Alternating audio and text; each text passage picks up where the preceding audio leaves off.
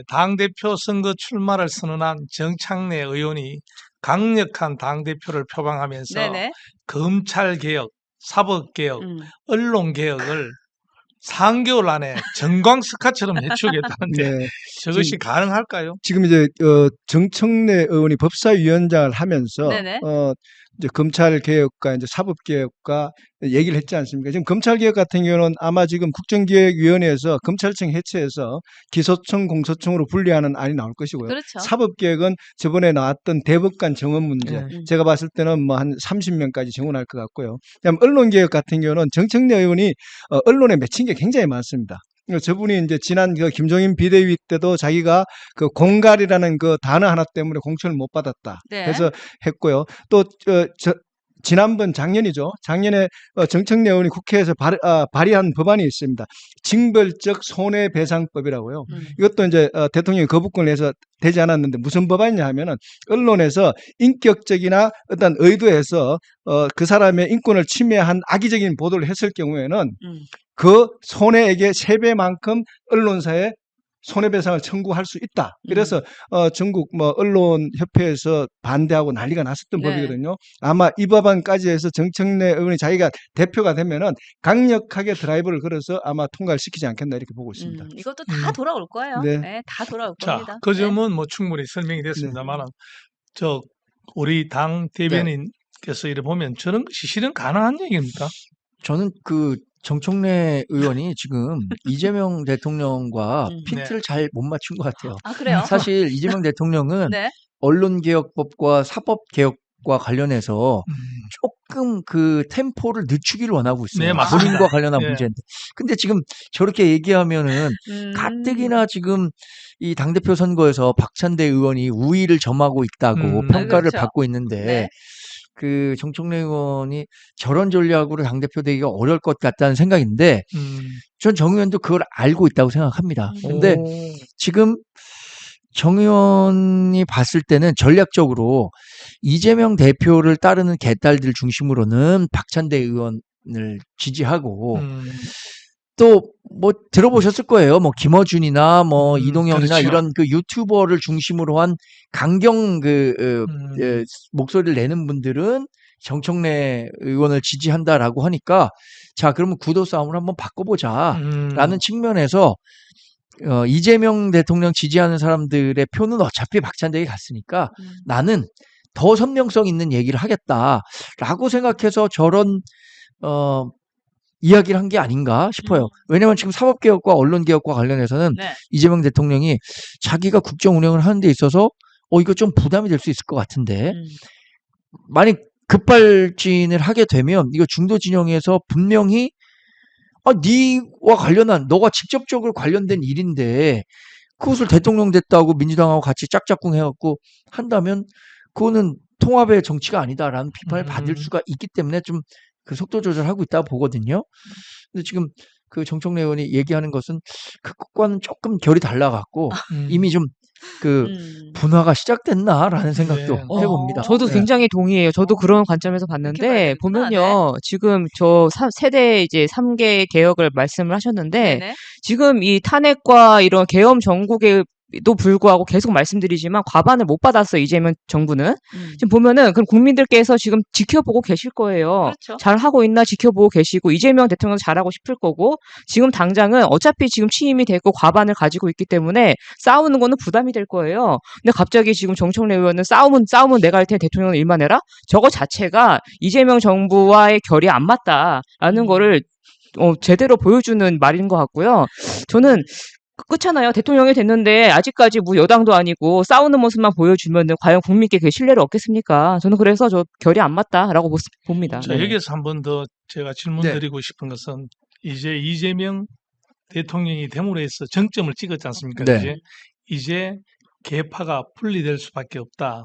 이렇게 보는 것이 대다수의 생각인 것 같아요. 사실 권력의 본질이라는 건 그렇죠. 그렇지. 권력의 정점에 오르면 그 자리 이후에 포스트 이재명이 누가 될 것인가. 네, 맞습니다. 이 분화되는 거는 권력의 그 본질이라고 보는데 그런데 이재명 대표가 꽤 오랫동안 당대표를 유지했고 지난 총선에서 본인의 입맛에 맞는 공천을 다 했기 때문에 네. 네. 당분간은 이게 물이라는 게 이게 댐이 넘치려면 물이 뭐 90% 찼을 때까지 넘치지 않잖아요. 네. 100% 넘어서부터 갑자기 넘치는 것처럼 저는 그 시기가 올 거라고 생각합니다. 그래. 예. 아직은 그 댐을 넘을 정도의 권력 분화가 이루어진 것 같지는 않아요. 분열의 시작이다. 네. 시작이 또 됐다. 그렇게 하면서 또 하나의 질문은 이제 정착내가 떨어지면서 그 다음을 뭘 생각하느냐. 다음에 내가 나설 수 있다. 발표인 것만큼 새롭게 도전할 수 있는 발판을 좀 만들겠다. 그렇죠. 그런 생각을 가지고 있는 네. 것 같아요. 일단. 뭐 정청래 의원 같은 경우에는 네. 서울시장도 당연히 생각 있지 않겠습니까? 네, 그렇지. 근데 본인의 끔찍해. 비호감도를 생각 못하는 것 같아. 근데 본인은 자기 좋은 것만 보기 때문에 야.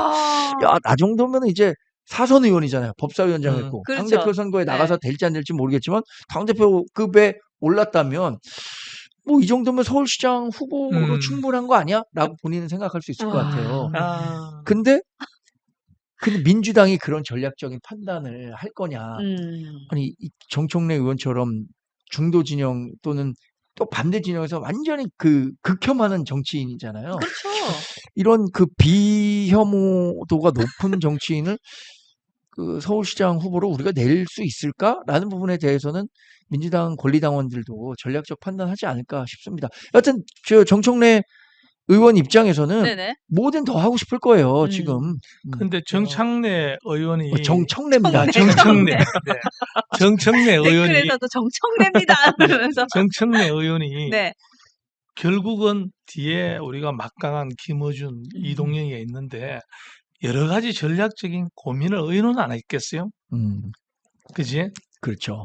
그런 부분에 대해 가지고 어떤 생각을 가지고 저렇게 우리가 조금 더 구체적으로 가면 결국은 요번에는 질 수밖에 없다 이렇게 생각할 수 있을까요? 이긴다고 생각합니까?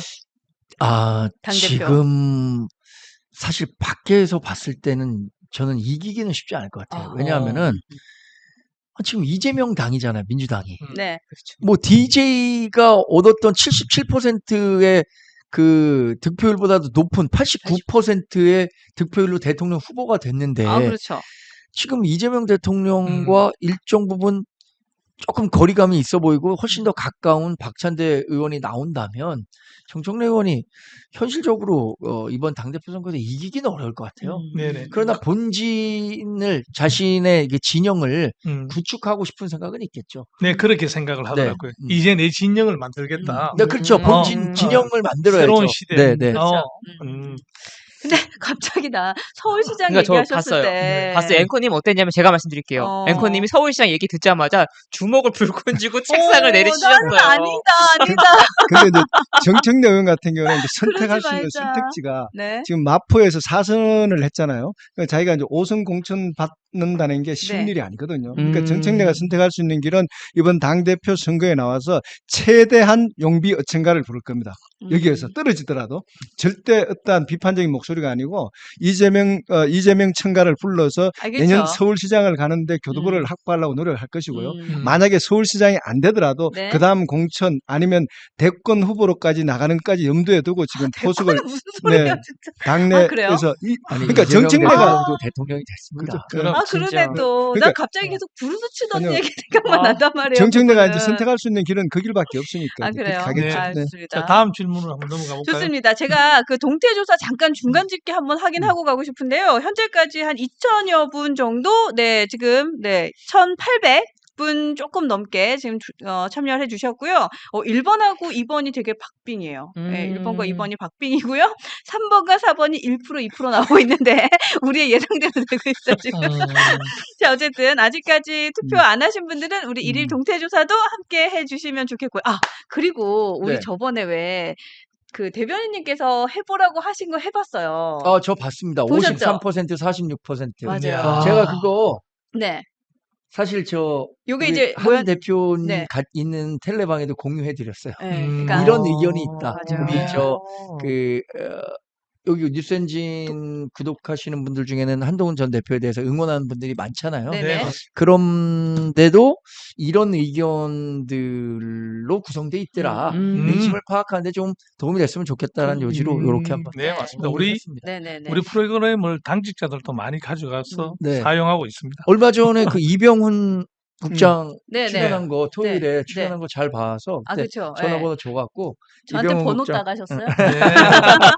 이병훈 국장 통화했습니다. 제가 이병훈 그 전화번호가 당연히 있는 줄 알았는데 네. 다른 보좌관 전화번호가 있더라고. 전화해갖고 했더니 좀 아닌 것 같아. 그래서 제가 저 동명이인이다. 아, 그랬구나. 다른 네. 해서 이병훈 국장하고 통화했고 네. 아주 방송 잘 봤다고 음. 얘기했습니다. 네.